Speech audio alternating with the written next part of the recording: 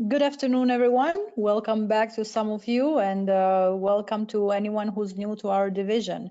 I'm the host, Sidita Hassi, of the webinar, a co-chair of the webinar, and we'll have my partner here, Kiran Mann, my co-chair partner for the webinars. And we're very happy to have today here a collaboration with another great community, technical community, the innovation one, the ASQ innovation community, and will be represented by Dr. Rhonda Farrell. So thanks to her for being us with here, and we're very happy to basically talk about the topic which we mostly hear about as something that's common, that we shouldn't be worried about, as something like failure is normal. But then when it comes to day-to-day work or personal life, we all know how much struggle it is and how much sometimes limited space is there for us to actually use this chance of opportunity when we go through some failures. So thanks for being here. We do represent, as I said, Human Development and Leadership Division, which is a global division aiming to enrich the personal and professional lives of our members, but not only. It's open to global community as well. We host monthly webinars, and we do always look for new speakers, different topics. We're almost booked for this year, glad to say so. We have one spot left, so if you hear of anyone who is interested, please reach out to us, and we'll make sure to review any application that comes on our way and then fulfill your needs. The webinar will be held for about 45 minutes as usual, which is a presentation, and we'll also have some space, about 15 minutes question and answer. But in this specific webinar, we'll try to make as much as possible space for you as well to bring your own experiences. So you might see these questions and answers spread out throughout the webinar. For those who attend 40 minutes, just remember, you will receive a 0.1 credit for your certification. I will be sending an email about that, which is separate from the follow-up email. So please watch out in the next day or two for a separate email about that certification. You will only get it if you attend 40 minutes because the system will tell us so. The presentation, yes, will be shared. This presentation will be on our YouTube channel in the next few days within this week. And also the presentation itself will be in my ASQ community as usual. So thanks so much for being here, and I'm very delighted to introduce you to our guest speaker, as I said, Dr. Rhonda Farrell. She's a Fortune 500 leader, multi-industry technologist, consultant, whatever you can ask for, an innovator, entrepreneur, author and researcher as well, and a very high performance business breakthrough coach. Additionally, she's a global community building champion, youth, student, women, veteran advocate, working to actively make the world a better place throughout her heart-centric, soul-inspiring, and life-transforming service. We're very happy and proud to have her here, and she's currently, as I mentioned before, representing the ASQ Innovation Technology Technical Community Chair. So thanks so much, Rhonda. I'll leave the space to you to share your great experience and to enlighten us tonight. Thank you. Thank you so much. I just want to say thank you so much for our ASQ HD&L partners for making this opportunity available to us to really show how innovation intersects very strongly with learning and development. We say that innovation is the quality for tomorrow, and taking a page from the HD&L playbook, we've created our North Star, and that's that innovation is the process of creating value by applying novel solutions to meaningful problems. Innovation really is at the nexus of innovation management, quality management, and lean enterprise. HD&L plays such a significant prime role in that because we see that they're involved, much like innovation, in the creation and support of culture, leadership, structure, process, strategy, realization of value, and exploitation of meaningful insights to reduce risk and really look at that holistic systems approach on how to enable the organization or enterprise to excel. Again, I'm Dr. Rhonda Farrell, and I'm the facilitator for today's conversation. It's my desire and our host's desire that this be a very interactive, engagement-oriented session where we learn just as much about your background and your innovation-oriented views as much as we're focusing on the content within the presentation. As you can see, I have a varied background spanning multiple functional areas across multiple organizations. The majority of my background has been within manufacturing, engineering, integration, HD&L focused training, quasi-state government, and now I support federal government entities on large-scale infrastructure and technology initiatives.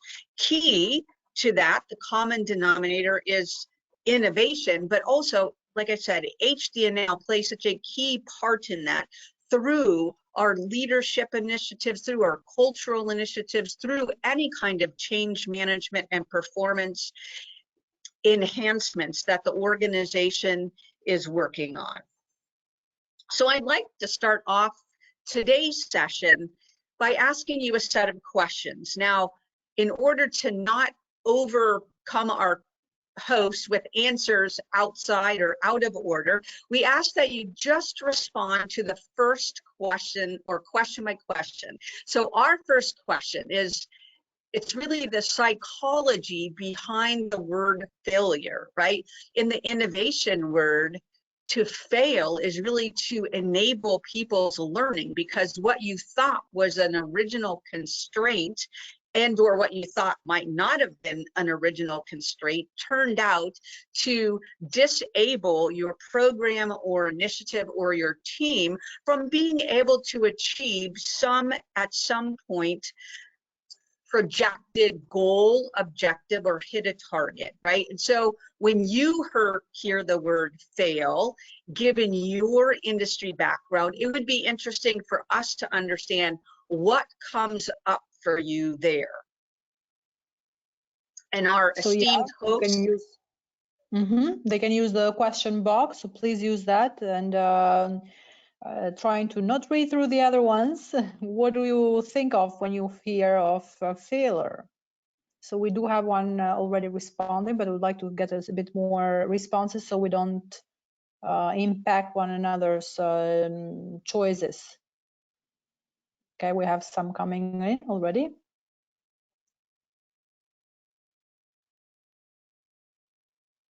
Okay, so just to get a couple of examples, we'll have here learning opportunity, and as you hear these, maybe if you are also sharing the same thing, start sharing something else if it's different. Mistakes and learning, there is a problem, so that must be assessed and work towards a resolution. Failure equals ask the questions differently, work through the problem another way, maybe find another solution and opportunity. Putting your career at risk, which is pretty authentic, I would say. I think that's something that we very often hear about. I think, okay, what's the next step? Or what do I need to do to make it successful? And then we have a couple who say the same thing. Try again, try again, try learning.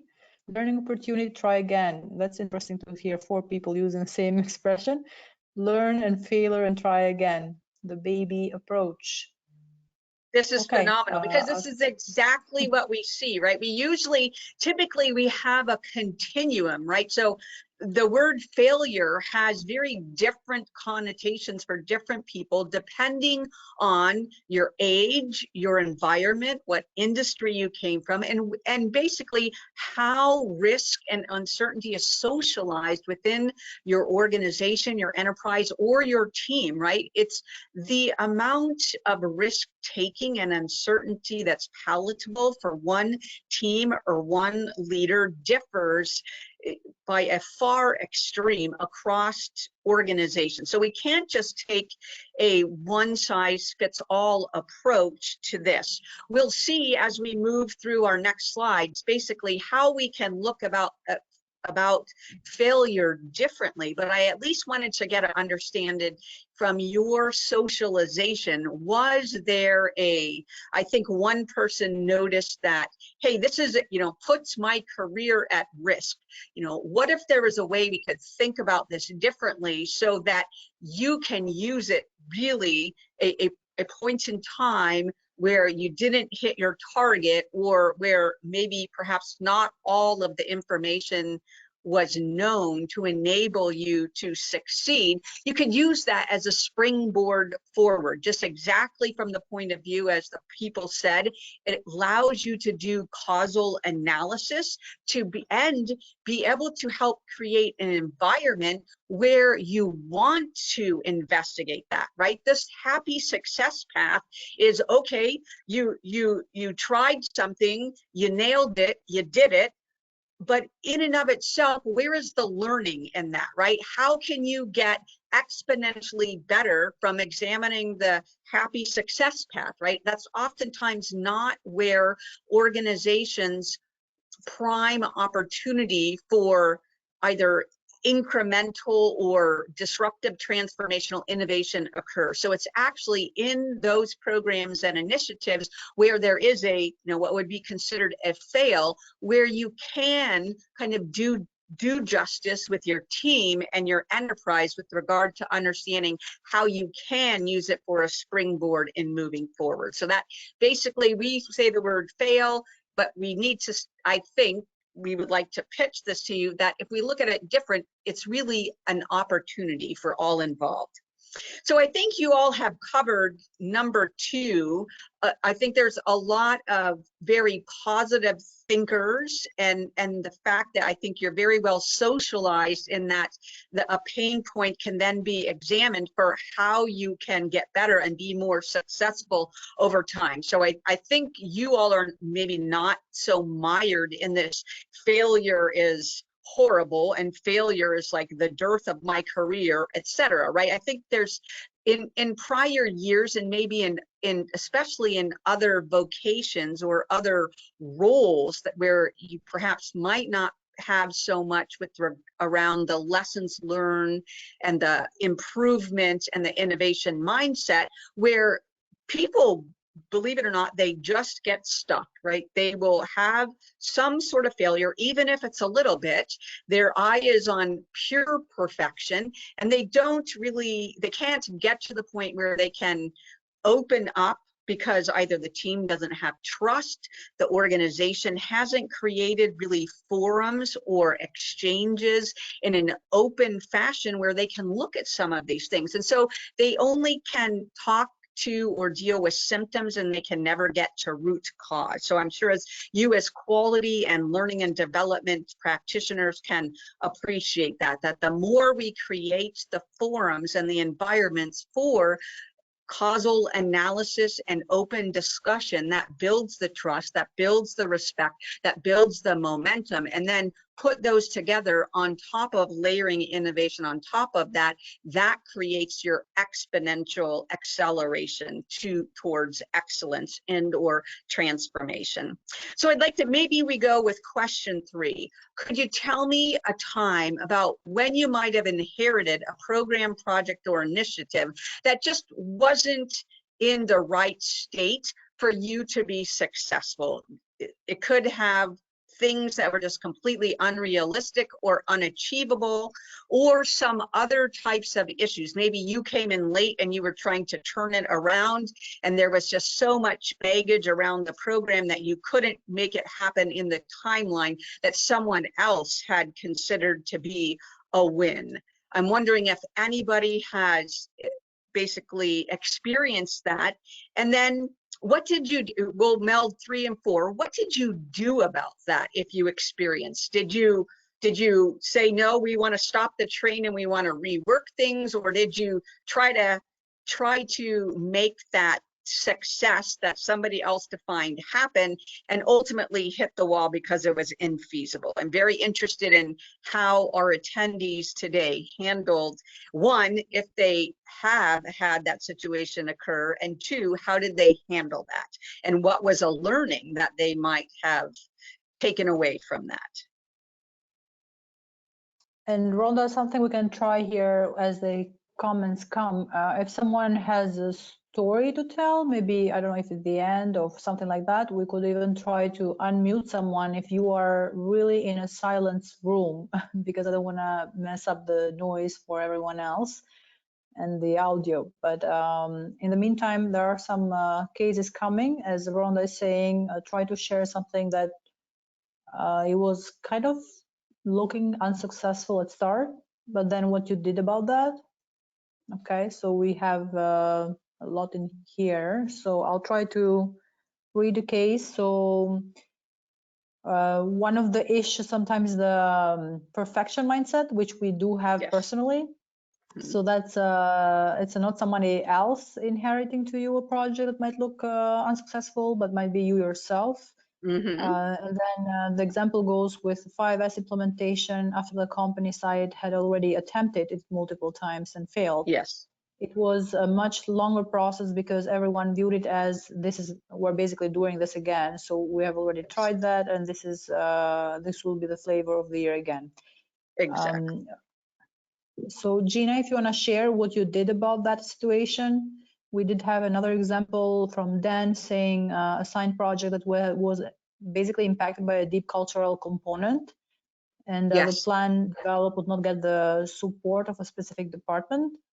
I don't have what he did about that, but it would be interesting to see how you approach that. Exactly. So everything that everyone is saying is perfectly on point, right? So what is the core element, if you will, with regard to transparent examination of this is really about mindset and culture, right?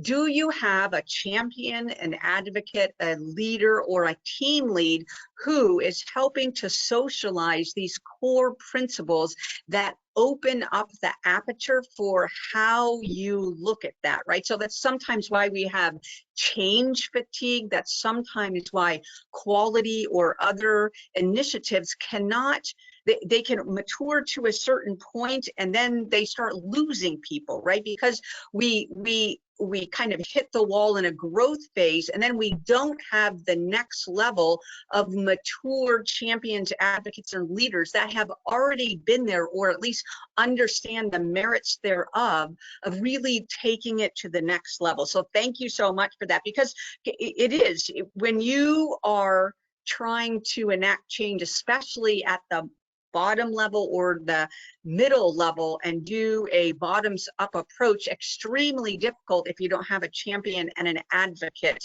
to be able to work with. So I think, to the person's point, right, what we've seen that helps is really finding an expert that works in your particular area, right? So innovation is a cross cutter, right?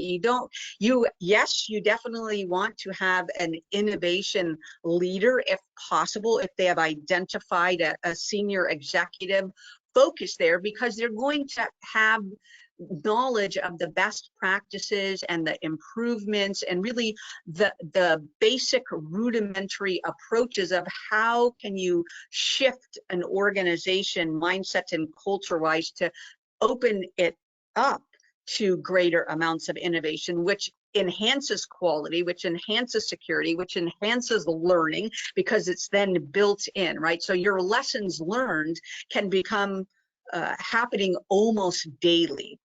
So I think if we go to the next slide, you all nailed it with your very first response, right? A failure, if we look at this just completely different, is about our first attempt in learning, right? It just means that what we knew and far was outweighed by what we didn't know we know, or what we knew we didn't know, but we didn't do anything about, right? And so if we look at innovation and we look at improvement and we look at causal analysis, what we're ultimately trying to do here is reduce the risk to such a point where we create a resilient organization through its mindset and cultural practices that everybody, well, let me back up. Certain levels across all parts of the organization are thus engaged in these types of activities on an hourly basis, right? We don't want it to be, oh, it's innovation day, or it's innovation hour, or it's, you know, we have an innovation half a day for us to be able to examine all the lessons learned and all that's occurred. And we're trying to partner with our HD&L folks, our risk folks, our quality folks, our lean folks, right? That is really hard to scale and to be able to create transformative change, which is what innovation is about. And so we find that if we can find an executive advisor or champion and a couple seed leaders that are willing to take the charge, we really work with them to understand. It's just like quality or HD&L type pilot initiatives, right?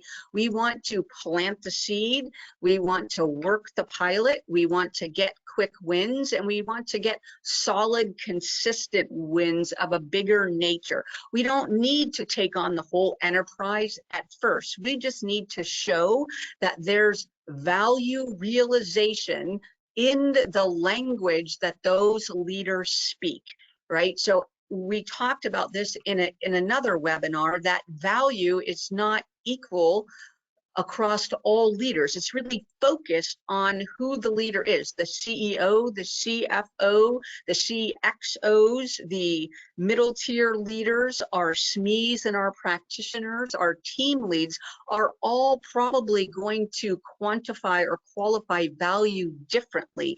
And it's up to us as practitioners in this space, innovation, quality, lean, HD&L, to really pull from our stakeholders and from the people we're serving on our teams, what does success, i.e. value, look like to them, right? So we can create these quick wins that creates higher rewards on an ongoing basis. This is something we can set up to do daily through our culture, through our mindset, through our leadership training, in order to incrementally create value on an ongoing basis. That doesn't mean that we're doing incremental innovation. It means we're increasing the perceived value of what we're doing in this space on a daily basis, so that we generate buy-in and we synthesize these principles on an ongoing basis. We can do incremental or breakthrough or transformative innovation at the same time. Just know that it's really a layered effect, right? One, mindset and culture. Two, leadership and practitioner training. Three, these cross enterprise, I'll just say innovation sparks that we're piloting. And then four, kind of this umbrella champion and advocate that will help all of these different disparate sparks move into the land of either incremental breakthrough or transformative innovation. So another way to think about this is really that innovation is a journey. Like I said, it's not somewhere, it's not a function in an enterprise or an organization where you go from 0 to 100 overnight, right? These are really principles and practices that you need to work with people person by person by person, so that they understand the merits for them. Again, that's, you want to have very firm value realization for each and every stakeholder that you meet. You might ask why. So I'll ask you, if you were looking at the last slide and you saw basically reduce risk, create ongoing results for each of our stakeholders so that you can heighten your value realization, why would you think that that's necessary? Just kind of putting on your HD&L hat or your quality hat or your innovation hat.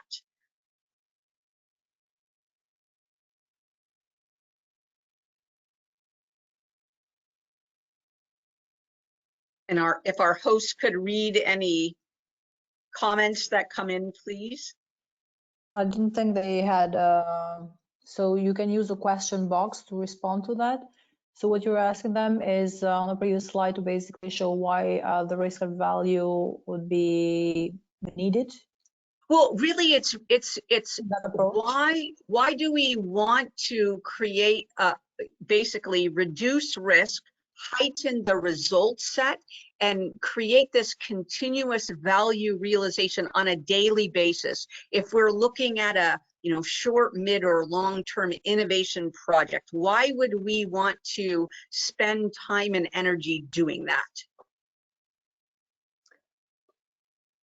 We don't have a response yet on that, but we do have Okay. the previous cases that were responding on what they approached, and I feel like that's similar to what you mentioned afterwards, which Okay. is going taking a step, a smaller step. So it's like a pilot. So in both cases where they had this issue about cultural mindset and not having support.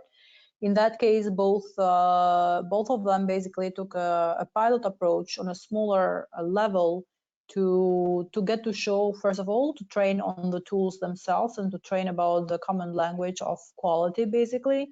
And then from there to actually show them as that they are heard. So whatever they had done before, it's not that it's unheard, basically asking, why do you feel like that failed in the past, to make them come out with the root cause of why the failure happened to begin with, and then how these new tools could help them to actually get to some solution. Exactly. That was the So approach taken. thank you. Yes. And so let's look at what is at the root of that, right? What is at the root of basically working with our stakeholders in this manner, right? Is driving engagement, right? Really what we want to do is we want to understand what are they facing, right?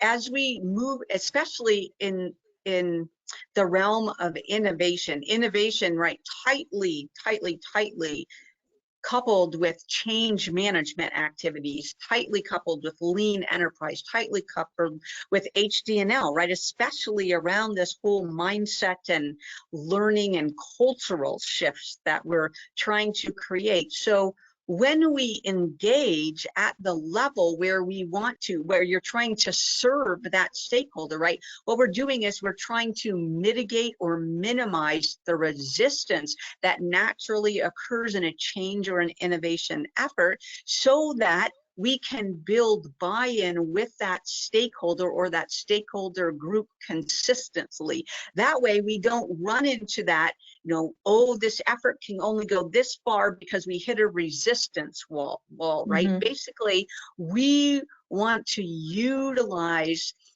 these innovation tools in the toolkit to be able to drive interactions with those stakeholders and those leaders from an open question type of thing, right?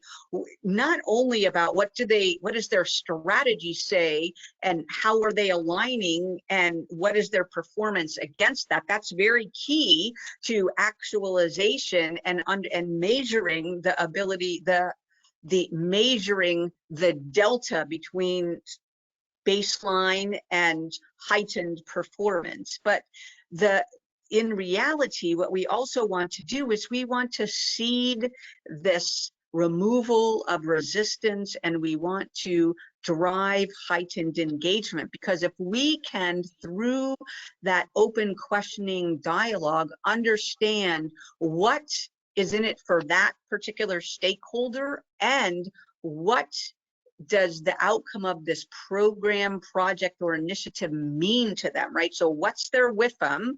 How do they need to be supported best? What's been the main prioritized constraints that they have experienced that's disallowed success to move forward, right? And when you can collect that through one-on-ones, through surveys, through focal groups, other stuff, very similar to what we do in the HD&L world to field a training course, right? So we could basically go into an organization, do this basic collect, understand and assess what their baseline innovation level is, work with our HD&L partners to create a set, basically a toolkit and training to enable our leaders and our SMEs and other facilitation practitioners to move to that next level of maturation to enable the organization to scale to that next level, right? Then we can start seeing more success outcomes, right? Because we're actively collecting and analyzing root cause and the pain points, and because we're also aligning to the WIFM for the stakeholders and the leaders. The program outcome is tangential to the person outcome, right? So yes, the organization has goals, objectives and targets that they need to meet, but so often we forget that a person's outcome have to be aligned just as well, and that gives us a huge lever to use when we're going through this innovation analysis. So the next thing I'd like to look at is really this continuum, right? Where when we look at the core aspects of innovation, research has shown us that disruptive innovation really has these 4 core elements. And why does disruptive transformative innovation focus so much on this? It's because we're doing a shift. We're doing a societal shift. We're doing not only an organizational shift, but we're doing typically a societal, broader global shift from the way that we might manufacture things, to the way that we use things, to the way that people do business in their lives every day. And that's the power of innovation. And so if we look at over the last couple of years, right, we look at computing technologies, we look at automobile technologies, we look at basically our iPhones, right? We look at all of these different things that first, when the innovators first put that out there, they were met with huge resistance, right? Because people didn't understand the perceived value of those inventions, the PC, the Apple technologies, the electric cars, cloud computing, right? There's just so many different examples, robotics in many cases, or AI and ML for some of the uses that we're seeing now. They didn't see the value, and basically those innovators were deemed to be heretics at first, right? Until society, and through different societal levels that we moved to, really helped the greater population to understand what was in it for them, right? And so when we look at our innovation life cycle and we look at early adopters, late adopters, etc., that's really what we're doing. We're looking at the facets of the populations of our society. What part of the innovation life cycle, according to a product or a service, what are the factors that will most cause adoption for a segment of our innovation population, right? And so these 4 factors came from that analysis: simplicity, convenience, accessibility, and affordability. Now, if we look at when an organization starts on their innovation journey, we can correlate, in some cases, incremental innovation with our practices around continuous improvement, right? There's a very fine line between continuous improvement and innovation. And in fact, in some of the research, it's proven it's basically just the delineation of words that you choose to use to show that level of advancement across your enterprise or your organization. Now, breakthrough innovation is going to be more meaningful and probably outside the realm of this continuous improvement, if you will, because of the scale and the scope. So think of incremental more along the lines of continuous improvement, not necessarily across the whole enterprise or its partners or external entities, right? Then we move to breakthrough innovation, and that's really about having a shift across the entire enterprise. It may be how you do business with your suppliers, how you do business with your partners, how you do business across your entities, and any acquisitions or other activities that you're taking. So you're going to have a huge performance gain, you're going to have a huge cost savings, you're going to probably most typically be harnessing a wide variety of technologies and automation, and you're probably going to have a workforce and leadership focus on constantly mining for these breakthroughs at a higher and more exponential scale. That's what we would call evolutionary, right? So past incremental, but more in the evolutionary, in between evolutionary and revolutionary, right? Then we move to innovation in its largest form, which is disruptive. So oftentimes what we see here is we see this movement to, you know, a PC in everybody's home, a laptop in everybody's car, in some case, everybody's case, right? iPhone in everybody's pocket, an electric vehicle, all of these major societal interconnected changes that occur that completely shift how we do business, right? We're seeing that the same way with monetary systems right now, with the dollar versus gold, with our cryptocurrencies, right? So those are transformative, disruptive type of innovations that are occurring far outside the realm of incremental and breakthrough. So I'd like to now move to, well, let me ask one question, one more. Yes. Yeah, because it's making me think as well, and might be interesting to maybe to ask it at this point in time.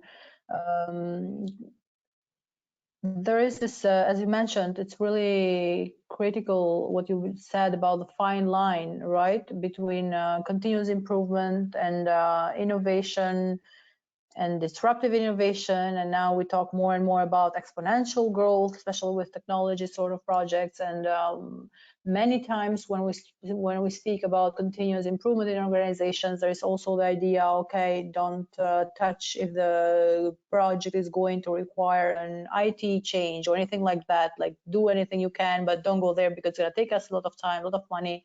And I feel like sometimes, aren't we risking that we are misperceiving continuous improvement as something that you can do just a quick win? But then what if these quick wins are trying to put a bandage to a system who might need to be completely changed because it's the system itself who's causing all these issues all the time?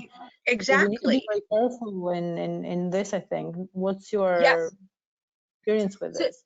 So really, if we look at that, that's really this you know, when we look at that, that's really the mindset, culture, and practices that we're putting in place, and our leaders, right? How are we training up our leaders to think about these things through a different lens, right? So if we can, you're right, so often we have operational constraints, we have schedule constraints, we have security constraints, we have quality constraints.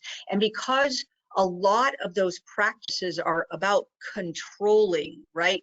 Not only minimizing risk, but controlling everything, right? So when we move into this place of innovation, it's a journey. We can't ask our leaders and our practitioners to just go in and say, okay, we're going to think about this differently, right? What it takes is training on how to get them outside of their box, right? So their first go-to, especially, right, if we look at continuous improvement and we look at some of our practices, very quantitative in nature, very mathematically based, very statistical, very informative of risk minimization, right? And so what we have to do is then meld that. There's a super place for statistical analysis and quantitative analysis in innovation. Those are not two disparate approaches, but what we have to do is help people get outside of their box. Like you were saying,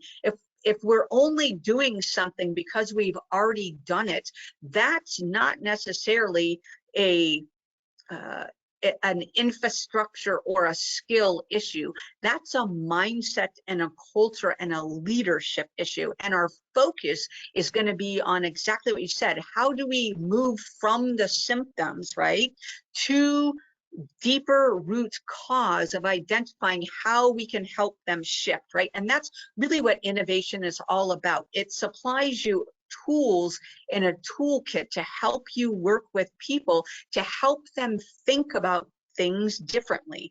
In very mature organizations, sometimes that's difficult, right? They have a control mindset. And so what they'll sometimes have to do to be able to eventually interweave innovation across an enterprise at a latter point is they have to stand up a business unit or a special segment within their organization that's focused on innovation, so that it allows the freedom of thought and the freedom of experimentation and the freedom of piloting and the freedom of design of experiences, of experiments, to help the organizational mature, right? Sometimes that pressure between continuous improvement to realize incremental gains because it helps our stock go up, because it helps with security, because it helps with quality, because it helps people get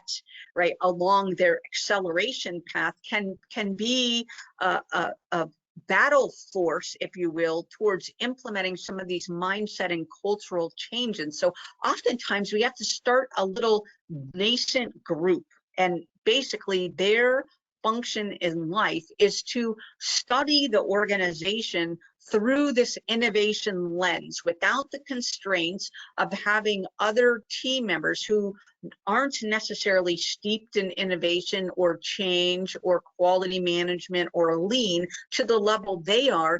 Basically examine where potential opportunities for innovation align most, according to, of course, the advocate or the champion that has stated what is the outcome, right? Is the outcome we have to leapfrog a competitor? Is the outcome we need to basically create exponential value? And that's really going to manifest in the ways of cost saving or time to market, right? So it's this fine line between continuous improvement, a smaller scale improvement, versus innovation that's basically you want to 10x that, 100x that, or in some case just shift completely, so you don't have to do the leapfrog. You're basically starting a whole new instantiated type of product or service, and your competitors are still along this old parallel track, right? So that's some of the benefits and the mindset that you can use. And again, it's going to be in how open the executive team and board is to either they're going to do it across the whole enterprise, and they're going to try these little pilots, and they're going to have these little spark programs, or they're going to take a portion of the organization. They may have to hire from external to be able to do this, to get the right level of ingeniousness, right, to be able to look at things completely different from the normal enterprise. It has matured, and then their function is to basically help align potential outcomes, advances and outcomes to that executive leader. So did that help with your question? Yeah, that does. That's actually what I'm going through as well personally. But I also see comments here, and actually to Orlando's point here, do you feel like we do have 15 minutes, so that's something that we need to remind ourselves. But do you feel like because we are doing so much automation and all these repetitive tasks basically are being automated, like maybe our roles will also change towards some more innovative space, because we would have more time if we use our time efficiently and automate what's something repetitive doesn't take much of thinking there. Exactly, right? So that's the thing, right? And again, you can look at that from the place of continuous improvement, continuously improve to the point where you built in scheduled time to be able to innovate, right? And then I'm saying, oftentimes organizations, they're like, we get innovation, but we see it through the lens of continuous improvement, or we see it through the lens of lean enterprise, we see it through the lens of lessons learned and other types of activities.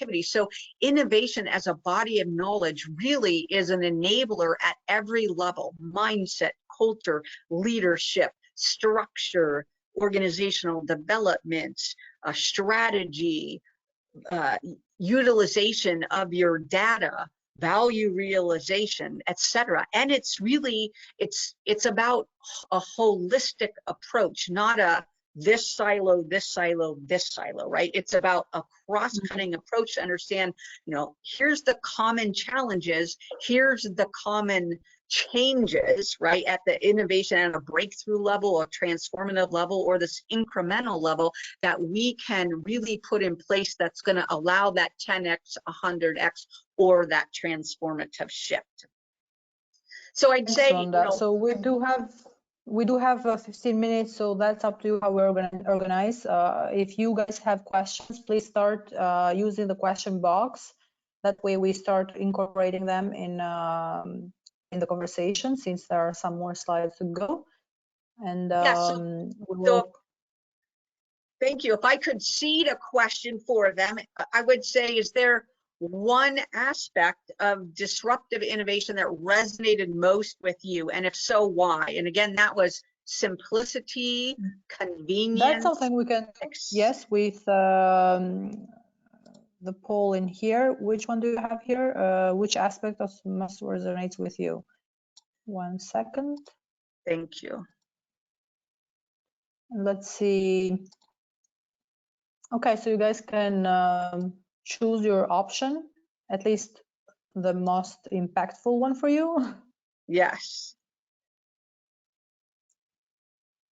So again, simplicity, convenience, accessibility, affordability. What resonates most with you? And then we can talk about why that's the case. Exactly. And okay, so we're gonna go fast in this one because we are running out of time, and want to make sure we get some feedback at the same time. Majority, I'll close this one. Already have it's simplicity, 80%, and 20% convenience. Fantastic. And that's exactly right. So we look at if we look at really innovation is really elegance and design really leads to simplicity, right? And that heightens utilization, it heightens adoption. So if we're okay, I would like to go perhaps to the next one. Where do you fall along the innovation continuum? So your organization or you, are you typically an incrementalist, a breakthrough artist, or do you focus over on that disruptive innovation side where you love to transform things? And the reason we're asking this is because that, you having knowledge of your own preferences, or even your appetite for innovation, which would be your appetite for change, could tell you something about the innovation tools you might want to use from the innovation toolbox. So it's like a desired personal state, not necessarily what kind of organization you are at or how your role is seen, basically. Yes, and sometimes the practitioner state is levied on them, right? So sometimes they adopt that state because the organization hasn't necessarily matured past that, right? Or they may be more mature than their organization and are trying to push them forward, right? In other cases, others may be trying to pull the organization forward. And I feel like sometimes we might even be unaware, but don't want to be biased here interpreting the results, because we might feel like we are unaware of the role we have, and we talk so much about, even language-wise, quality, continuous improvement, continuous improvements. If you keep these choices here, it's like incremental, because I saw that incremental is a continuous improvement, but we might be doing things that are transformative, or we might be proposed to do that. For me personally, I would just go into radical transformation and go down to the cause itself. Right. So we have 75%. Yes, 75%. It's incremental, 19% breakthrough, yes, and 6% transformative. So that's I very much a left-hand leg there. So I would have assumed more kind of in the middle, in between, because of the maybe the advances in automation, the advances, but that's interesting that some of our people are there, but that may be because of, so that'd be interesting to explore that a little bit more. And you might want to explore that, right? Based on your background, what you're doing, where your organizational maturity level is, and if are you pushing or are you being pulled forward? Exactly. So the next one is, maybe we can skip this in the case of time, if that's okay with you. Yeah, I would like you to see, because you have some really good content after this one, and then we can go to this one as a question if there is a time at the end, or if there are questions, please use the question box already. Yeah, so maybe you all can think in your mind if there's something that you learned today that will help you shift as a practitioner or as a leader, and your approach to innovation going forward. So the next slide really is about what is the benefit of innovation, right? And it's really because it heightens collaboration, it heightens ideation, it better enables implementation successes. And like I said, your daily, if you can plan the culture and the mindset and the leadership to be cohesive enough, you are truly creating value creation on a daily, hourly, minute basis, right? You can work that value creation into your strategy, into your plan, into your targets, and you can modify your approach on a daily basis if you need to, based on your results. So the takeaway from this is, if you feeling there's a dearth of collaboration or a dearth of ideation, there's innovation tools that we can share with you to be able to drive those. If you feel like your implementation is more along that left leg where you're doing incremental or continuous improvement, but it's slow, steady, and you feel like there's lots of opportunity to 10x something, then there's additional tools that we can help really get people to make that shift. And then again, the whole focus is on we want to take the organizational outcomes, we wanted to align it to the people outcomes, and then we wanted to align that to occurring daily, so that there's value creation across our stakeholder base, across our leaders, across our practitioners on an ongoing basis. Rhonda, on this one, do you feel like we were doing something wrong in the past, where maybe right now we have so much change going on, and the speed of change needed is so faster that we now need to refer to an innovation type of theory instead of shouldn't this already be part of quality and continuous improvement? You nailed it, right? Actually, no. So innovation has been part of quality since very early on, right? We sometimes just call things differently, right? So now we have change management, but if you look at was quality management, and before that it was teach and performance excellence and operational excellence. So we have a lot of different frameworks and theories and models that basically, and what we're doing is you're going to enable a very small amount each day, you're going to try to 10x each day, you're going to try to 100x, or you're going to try for a shift, and you're going to use different frameworks, theories, and models to help you reach those outcomes. Innovation is basically the new modern, relatively modern, right, way of articulating our people, process, technology levers that we use, and some assessment mechanisms that we can put around the innovation related investments that we're using to scale the organization. So thank you, that's perfect. And again, right, we want to, when we focus on collaboration and ideation, we start removing our failure rungs and start putting up success rungs, because we're heightening the creativity, we're heightening the engagement, we're changing the mindset, which changes the culture, which enables us to, if we work within an operational or performance excellence structure, will allow us to measure, basically put into place meaningful KPIs and put in place meaningful measurements against our metrics, so that we can see on a daily basis how far we've moved the needle innovation and transformation wise. So here again, when we think of that disruptive innovation, it's what's occurring now in so many different segments of our society and our organizations. We really, at the core root, is we are transforming lives, we are transforming societies, and we're transforming how people think and utilize and work with technologies. Process and people are a part of that levers and bolstering that enable that technology to be harnessed to its utmost. So, and then last but not least, it's going to be about inviting your leaders and your teams to an innovation sync.